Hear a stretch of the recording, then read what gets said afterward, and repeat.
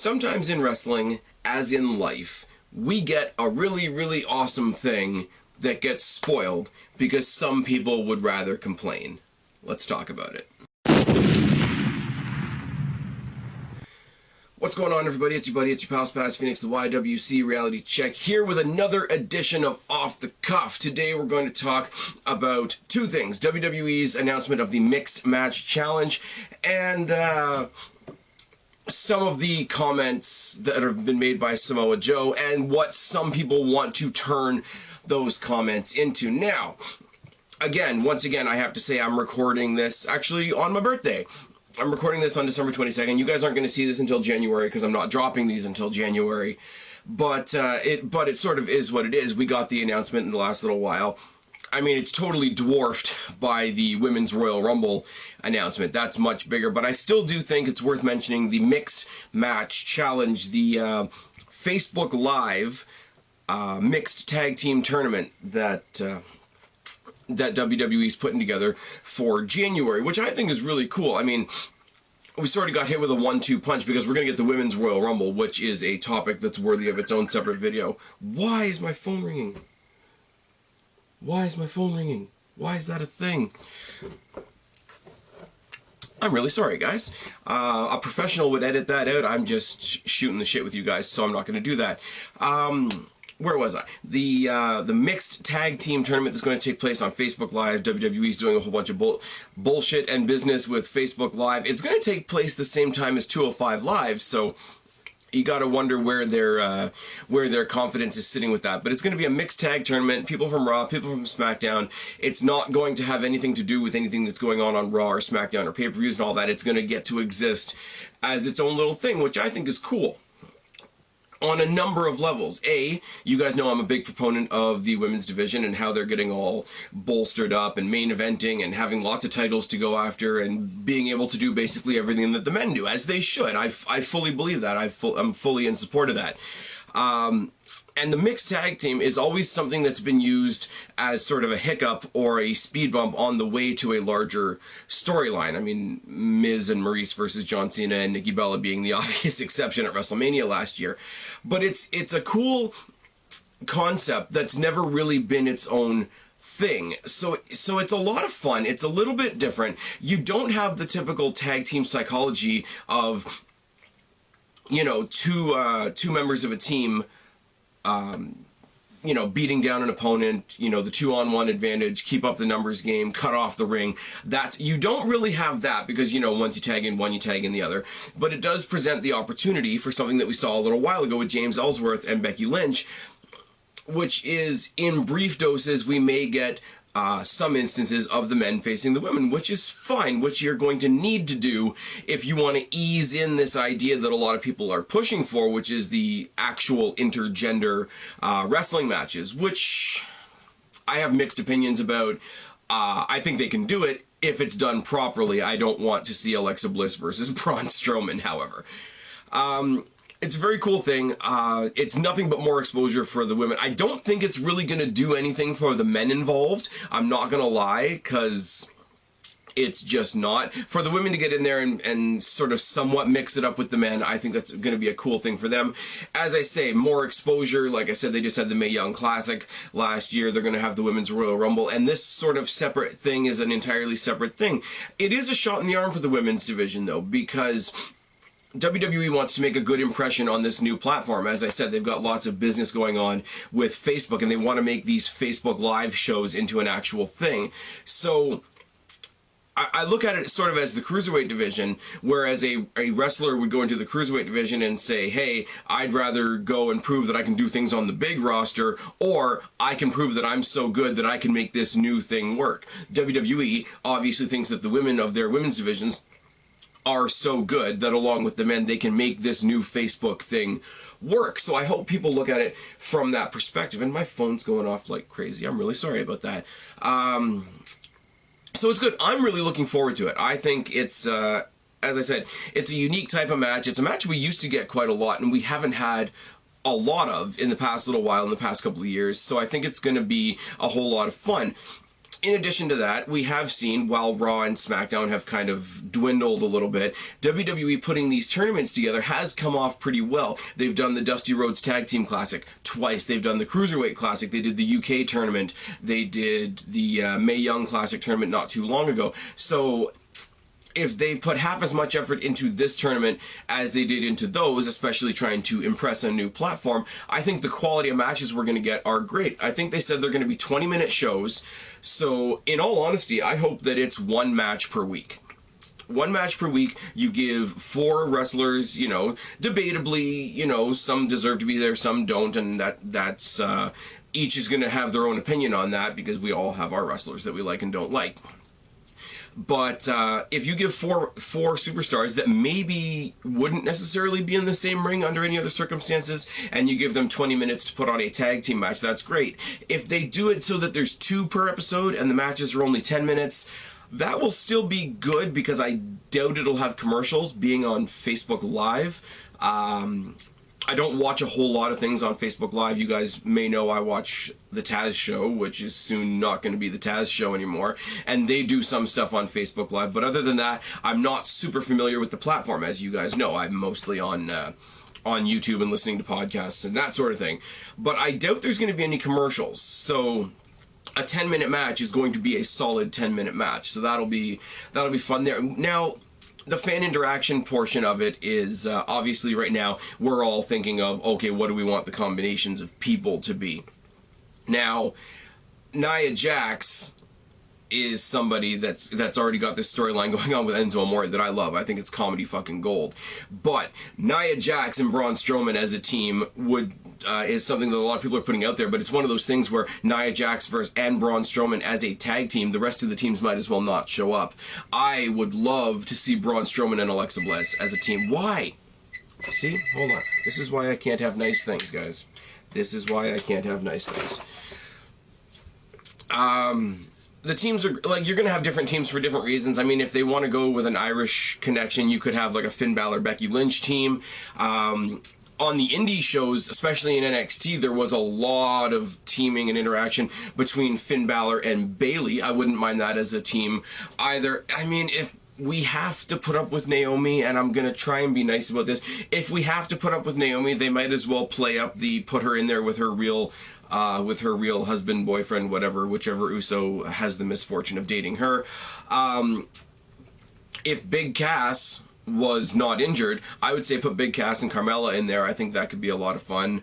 I mean, we're not going to get John Cena and Nikki Bella in this. We're definitely not going to get Brie Bella and Daniel Bryan, because if he makes a comeback, he's not going to be making his comeback on Facebook. But this is a lot of fun, and I think the general consensus is, even people that have decided that they're not going to watch this, or, you know, it might not be so great, I don't think anybody has anything bad to say about it. Unless you're a social justice warrior on Twitter, and you want to find something to complain about, because happiness is like cancer to social justice warriors. So we go to Samoa, and I just lost the picture. We go to Samoa Joe, who's a heel, who puts an announcement out there because he's going to be in the Mixed Match Challenge as well. Special announcement: due to the impending WWE Mixed Match Challenge, I will now have a full-time towel attendant at ringside while I pummel the other male participants in the tournament unconscious. Thank you, from the management. Now, there's a whole bunch of, like, positive story-building ways that you could read that. You could say, you know, Samoa Joe, he's a one-man army. He's a lone wolf, not to steal the Baron Corbin bit. He's on an island. He doesn't need anybody. That's what a strong, badass heel should think.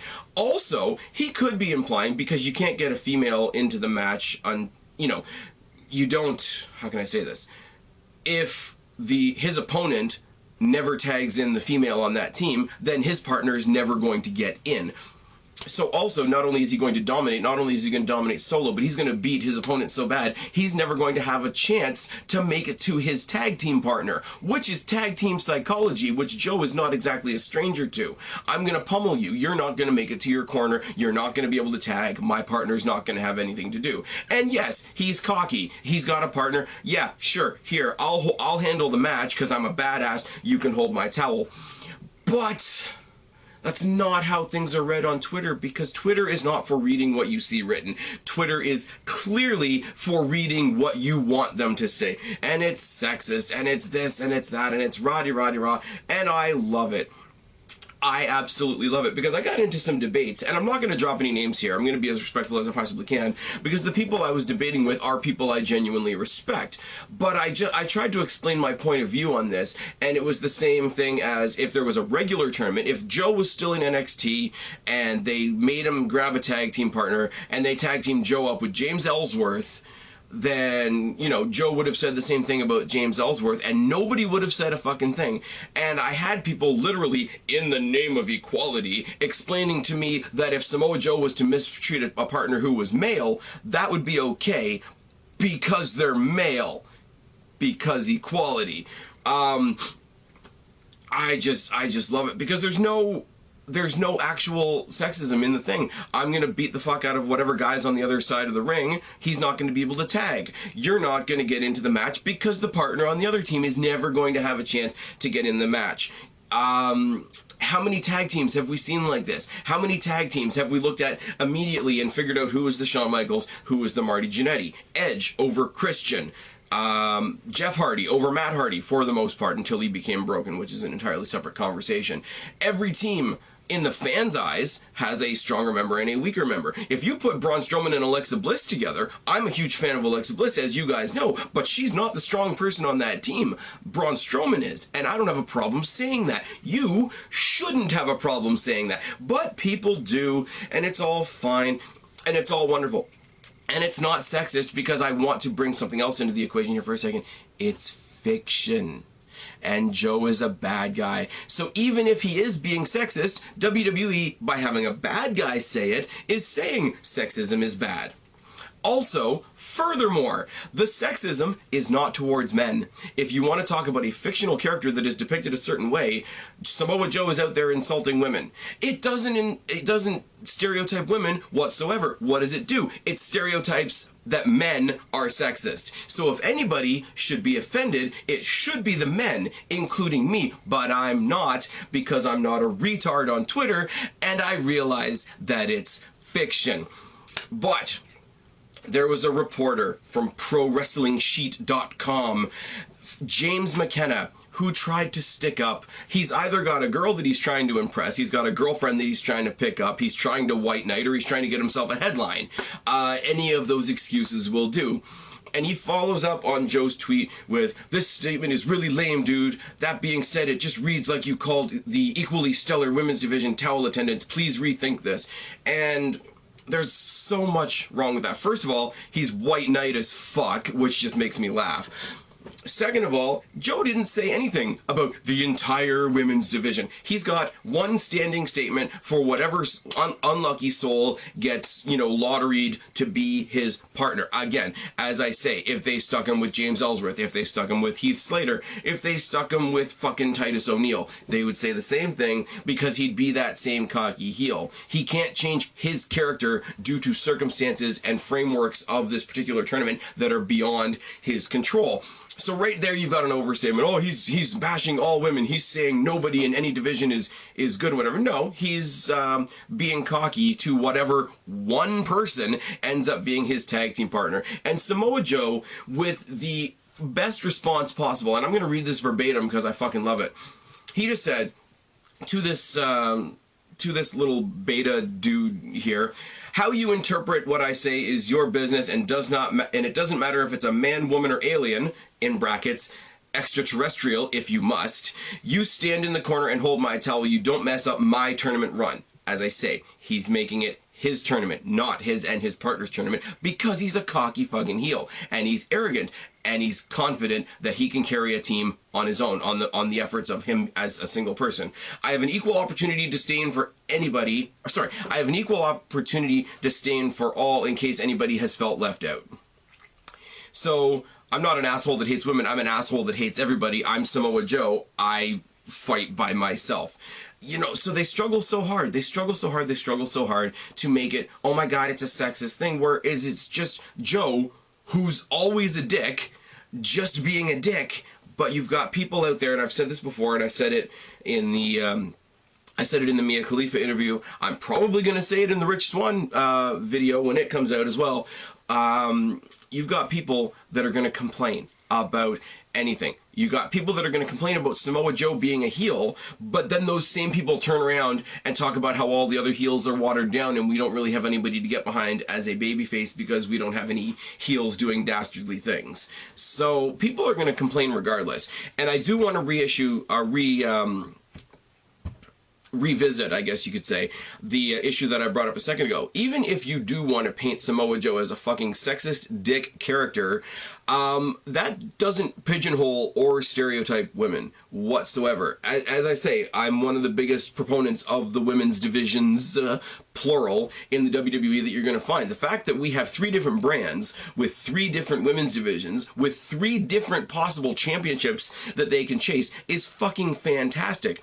But this is not that, and this doesn't have anything to do with that. The only demographic of people that gets hurt by this is this perpetrates the stereotype that all men are sexist. So, as I say, I know it's 2017 and men aren't allowed to be offended, but if there was a group to be offended, it should be the men. It's the same as Becky Lynch versus James Ellsworth. Was a cool thing to happen on SmackDown Live, and I liked it. I thought it was going to be a comedy squash where they just all kicked James Ellsworth in the nuts, but they actually had a match, to my pleasant surprise. But because they were having that match that week on SmackDown, and because they wanted the social justice warrior audience, for that night only, James Ellsworth out of nowhere became a sexist fucking prick. So that it was okay to beat the shit out of him. And who does that hurt? That doesn't hurt Becky Lynch because she gets to go in the ring and kick the shit out of him. What that does, that stereotypes men. That furthers the stereotype that all men are sexist. It furthers the stereotype for guys like me who are fans of women's wrestling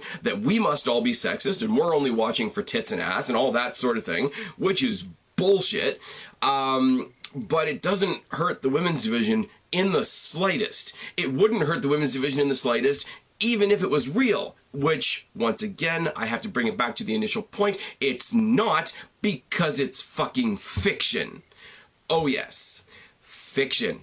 Yes. I'm going to say it one more time. For those of you in the back that aren't listening very well, it's a fictional villain in a fictional company making fictional heel statements that, at the end of the day, only make men look bad and doesn't hurt the women's division in the slightest. So, for all the retards out there that are trying to slander Samoa Joe, you guys are all retards. For those of you who are like me, who are looking forward to the Mixed Match Challenge tournament, I will be doing coverage here. You guys know I don't cover Raw, I don't cover SmackDown. I was considering it, but between the Mixed Match Challenge and the other things that you guys know that I already do, plus this new off-the-cuff series, I still won't be reviewing Raw and SmackDown.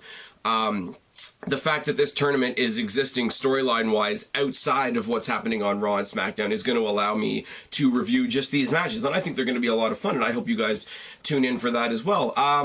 Not everybody's going to agree with what I've said here. That's fine. That's okay. That's kind of why this new series is called Off the Cuff. You guys know me. I'm not always the one with the most popular opinion in the world.